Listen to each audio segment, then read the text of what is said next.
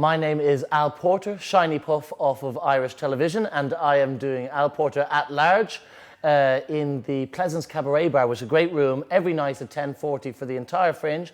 And it is a narratively meandering, thematically sparse, and very sparkly, fun show. So camp humour, confessional, and a little bit naughty.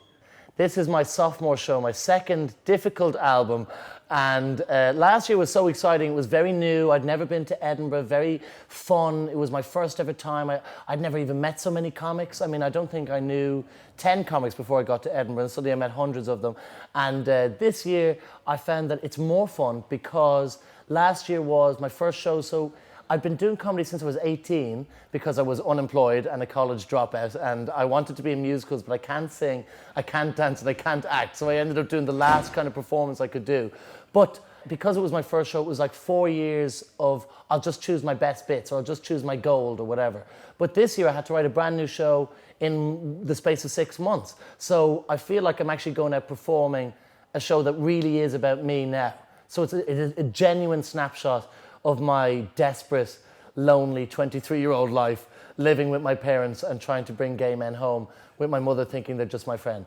My inspiration to write most of these shows is in the pub. So I drink a lot. I'm 23, but my liver is celebrating its 50th birthday. And I drink normally in this tiny little pub called the Dawson Lounge in Dublin, which is just politicians and journalists, and it's windowless, so I lose time. And I fancy myself a bit of a Peter O'Toole or an Oliver Reed, but I probably get drunk on 3 Blue Wickets. So while I think that I'm, a hellraiser, I'm actually more of a teenage girl from a council estate. I learned a lot of things about myself last year at the Fringe and how to, live on my own, because I'm normally with my parents. So I learned how to cook, I learned how to clean. But the main survival tip I have for the Fringe is choose a flatmate whose show you're willing to hear about every night. Because you will hear about it and you will be asked to become an editor and a director for the month.